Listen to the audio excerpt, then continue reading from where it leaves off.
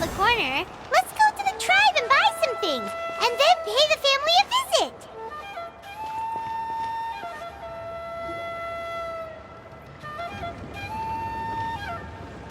Xilonen, good thing you're here. I'm wondering if I can... Oh, the shelf on the left, second row down, first X on the right. That one's yours. And the garden hoe belongs to Ignal, and the hammer is Pakal's, so make sure you take the one that's yours. I haven't even said why I'm here. But looks like you're about to head out for a break. Yes, but I am going to take it right here. The temperature is just perfect today. Really? But doesn't it feel a lot hotter than usual? I really don't want to stay out in this heat. Exactly. In hot weather like this, customers don't tend to stick around and talk when they're coming to place orders or pick up the goods. I see. Oh, here comes another customer. I'll just leave you to it then, and pick up my axe. Sure, sounds good to me. Hey, Xilonen! Oh, Traveler, Paimon! We meet again. Oh, you two seem to be in good spirits. How's your, Pilgrim's Chronicle been? Run into any issues? Oh, good. It was also my first time receiving a Pilgrim's Chronicle, even though I've already turned it over to you. There are still a lot of things that could go wrong, so I wasn't sure if there'd be any issues. Huh? So, what are the chances that something might still go wrong? Well, less than the chances of Mualani accidentally falling off a spirit way, I'd say. Oh, well, that definitely would never happen. I found the axe, Xilonen. Thanks a lot. By the way, Nichka's birthday's coming up real soon. Are you planning to visit her?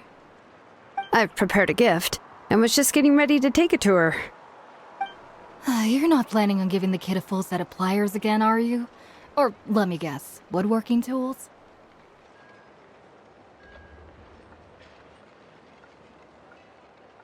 Yeah, that's right. Flowers will wither, and toys will break, and snacks are quickly forgotten once they're eaten.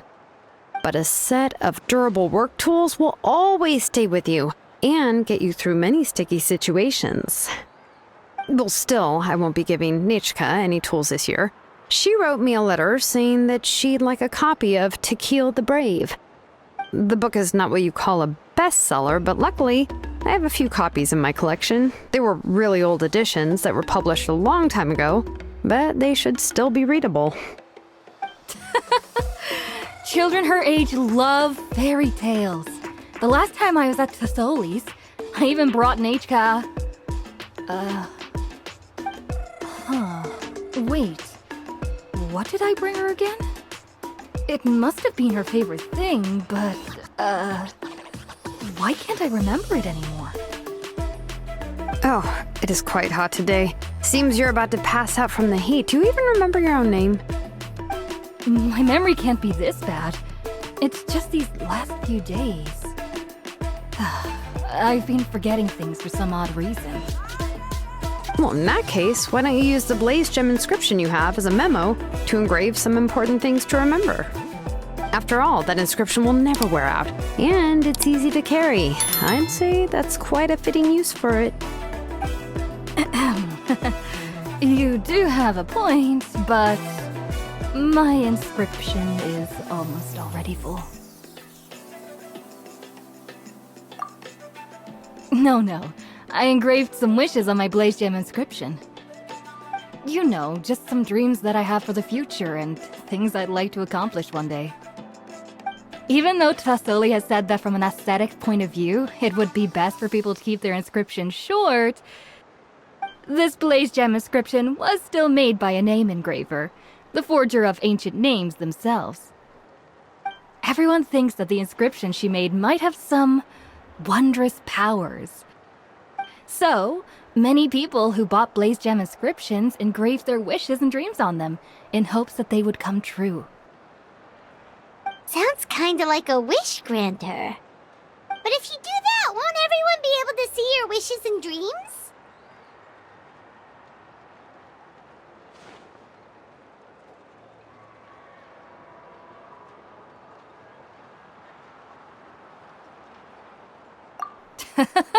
Don't worry. We usually ask Tazolli to add the inscriptions for us.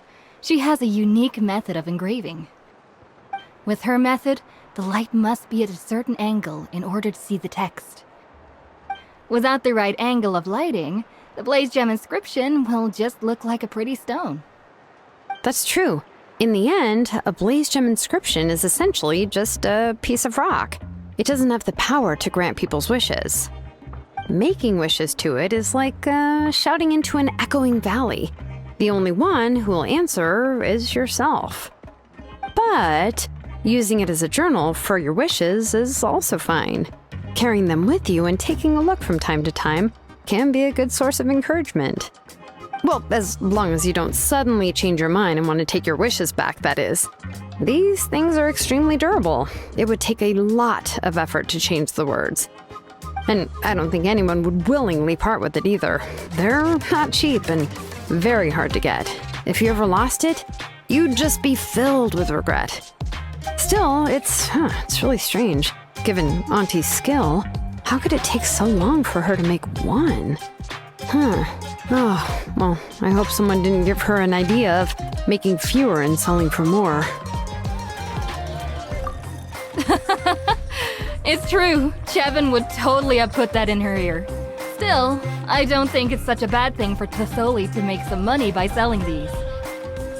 At least she and little Nachka are better off now, and won't have to worry about the cost of treating her illness anymore. I was really worried about their family at first, and was even planning to send them some...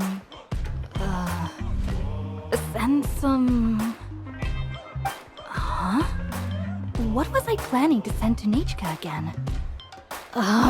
This memory of mine. All right, if you stay out in the heat for any longer, I'm afraid even the inscription won't be able to save your memory. You should, go back. Yeah, get some rest. Right. Right. Please give my regards to Tazolli and Nachka. What's going on? Maybe I should go talk to Ernly to get some medicine. So you'll be going to Nachka's birthday party too, Xilonen? Oh, perfect! Then let's go together! Oh, yeah, sure, but I didn't expect you to know Tazolli too. She hasn't been coming to the tribe much lately, so how did you get a chance to talk with her?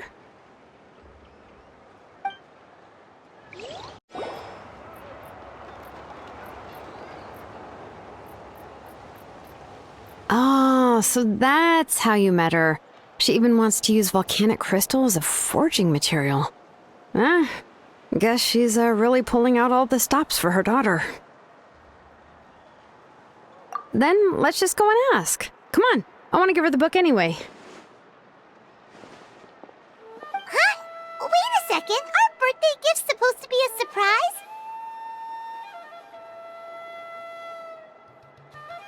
If we ask Nachka, then she'll know what gift we'll be getting her, and that would ruin the surprise! But if you don't ask her, then how will you know what kind of present she would like? Here's another idea. Perhaps you can also give her a storybook based on what she wrote in her letter. That might be a good option. But shouldn't we give it a little more thought? If we all give her books, it might seem like we didn't put much effort into it. Xilonen, have you really never asked her what she would like the most? There must be something else she'd like besides books. Unfortunately, no. Nachka's illness has kept flaring up over the past few years. Apparently, she couldn't do anything during that time other than rest in bed. She didn't even have the strength to talk to anyone. It wasn't until recently that she started to recover from her illness and regained strength to write letters to others. Anyway, there's no need to overthink it. Worst case scenario, I can split the book into 2 volumes and we can each give her one. Yeah, even though it would ruin the surprise, we could at least get her something that would make her happy. Anyway, could you tell us a bit more about the book that you're getting her? Is it really that unpopular? Well, it's a little difficult to explain. You see, there are actually 2 versions of To Kill the Brave. The premise of the book is pretty straightforward. It's basically about a set of twin brothers working to defeat a demon lord. But after defeating the Demon Lord, the older brother Tequil discovers that the king's spirit has possessed his younger brother Remak. In the ending of the original story, the older brother kills his younger brother to defeat the Demon Lord, before jumping into a volcano.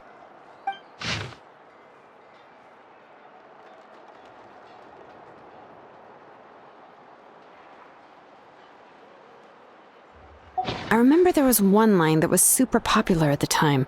If I still remember right, after being possessed by the goddess Coatlicue, Remak said, "I do not wish to see your blood be reduced to ash, but I have seen the light of your heart and spirit.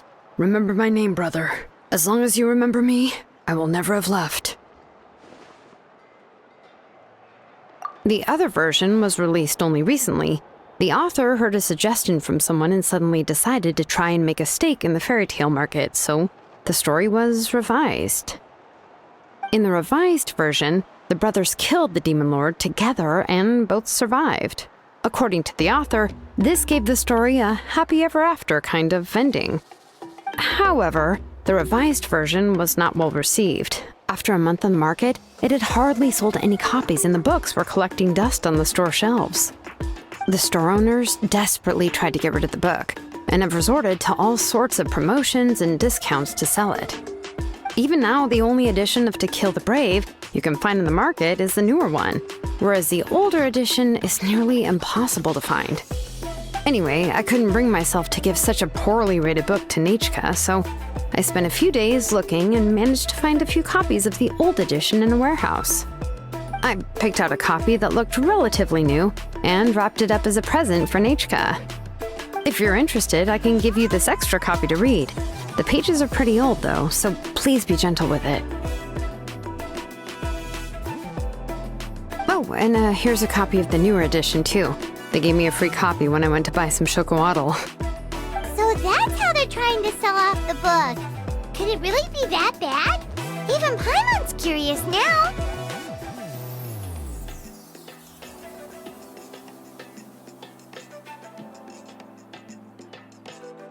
Let's get going. Tazolli lives pretty far from the tribe, so it'll take us some time to get there.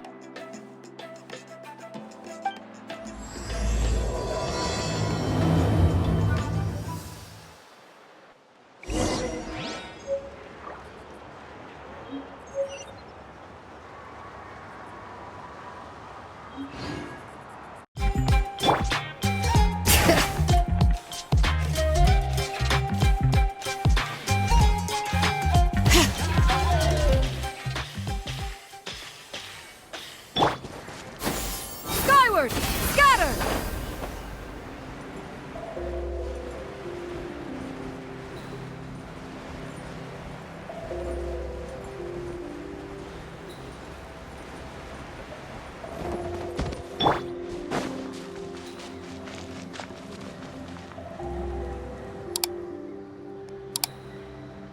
Go on now, Iengu.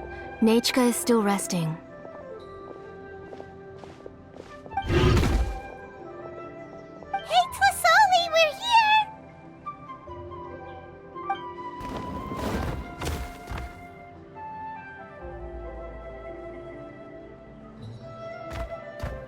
Oh, what a surprise. And even Xilonen is here too. Oh, it's been a while since I've seen you, Auntie. I received Nechka's letter. She wanted a copy of To Kill the Brave, right? Well, I've brought the book for her. There are several editions of the book in Natlan, and I wasn't sure which version she'd prefer. I asked a messenger from the Scions of the Canopy. It seems this softcover edition is one of the most popular options, so I brought it for Nechka. You haven't changed a bit, Xilonen. Let's go inside. I was just boiling some chocolatl, so you can all try some. Xilonen used to love drinking chocolatl. When she was little, she would always have several cups every time she came to visit me. You were already a big girl by the time I finally had my Nechka. Alright, for now let's... Oh, Auntie, let's go inside. Traveler, please help me get her into the house.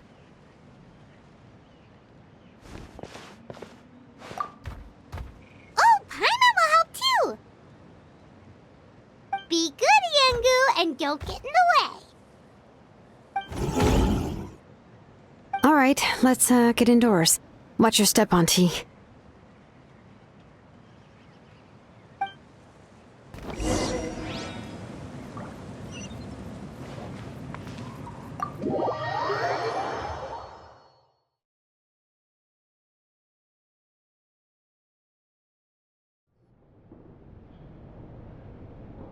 Sorry.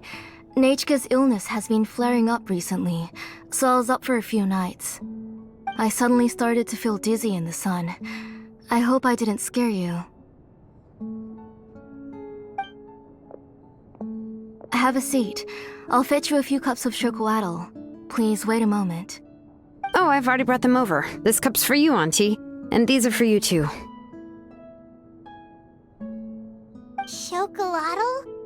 What does it taste like? Paimon's heard that it can be pretty bitter. Traveler, could you give it a try first? Oh, don't worry. Auntie always adds a lot of sugar. It won't be bitter.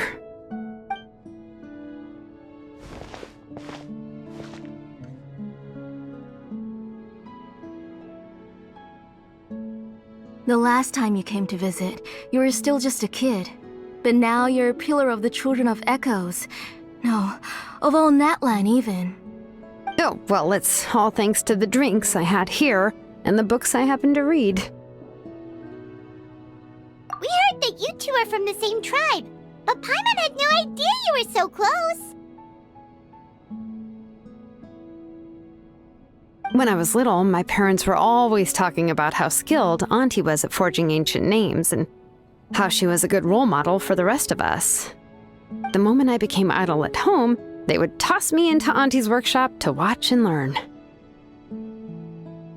Then I would have your parents go back, boil you a pot of chocolatl, and let you play in the house. Yeah, and then I would drink and listen to you banging away with your tools in the workshop.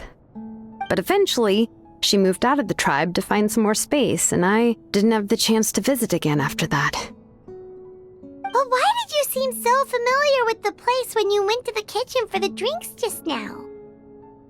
Because the layout of this place is identical to her old house. Let me see. Yeah, that should be Nechka's bedroom then. That's right.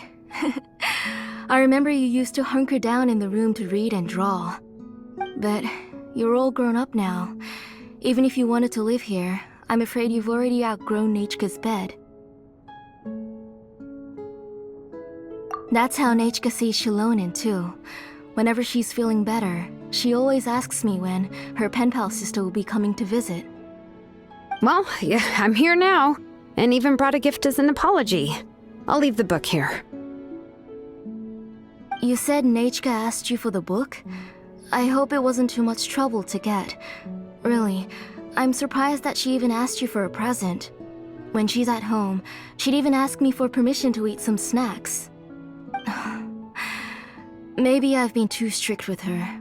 She's obviously starting to like her big sister more than her own mother. Oh, really? Well, I'd say I really haven't done enough to deserve the title of big sister. Yeah, I wasn't able to help her when she was sick, and I didn't even come and visit her that many times. Well, the only thing I have been able to do is to help her find some books. Don't be too hard on yourself, Xilonen. You have great responsibilities as the name engraver of the tribe. We both know you are far too busy to take care of her. The responsibilities on your shoulders also became far heavier when I gave up on my work. You just had more important things to tend to, Auntie. No one in the tribe blames you. We all know that Nechka needs her mother's care. But that doesn't change the fact that I gave up on my work. And even now, I still have not found the courage to pick up my hammer again. I'm sorry to leave you to shoulder all the responsibilities alone, Xilonen. Oh. Whoa, why so somber all of a sudden? Don't be so sad, everyone. Hasn't Nechka gotten better lately? Oh, relax, Auntie. I can handle the work. But once Nechka is back on her feet, you should get back to work and let me have a vacation. You'll be the one who's busy then, and I'll be sitting at the side drinking chocolatl and cheering you on. If that day really comes, you can have as much chocolatl as you like.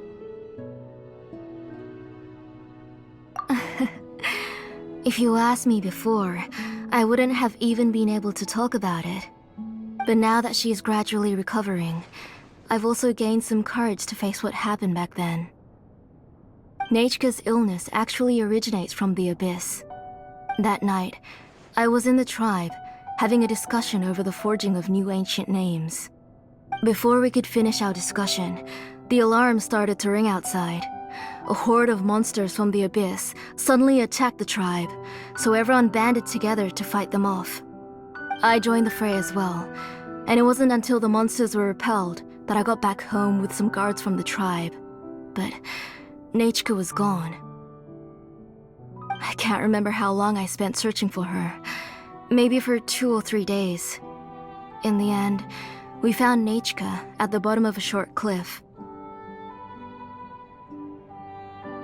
She was holding a dried-up embercore flower in her hand, and there were traces of abyssal corruption around her wounds. I know. It was all my fault. Before the incident, Nechka had asked if I could forge an ancient name for her.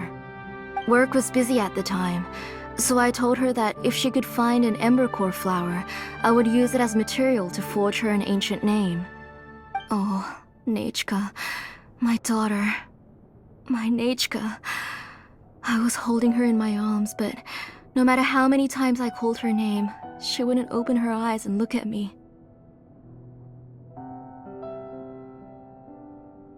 I was the one who decided to move my workshop to the outskirts of our tribe for work, and I was the one who left her home alone.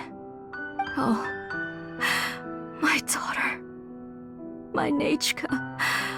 Why do you have to suffer like this?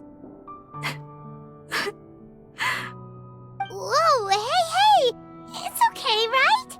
Nechka's getting better. She already has the strength to write letters now, doesn't she? Well, Xilonen has even brought her a gift.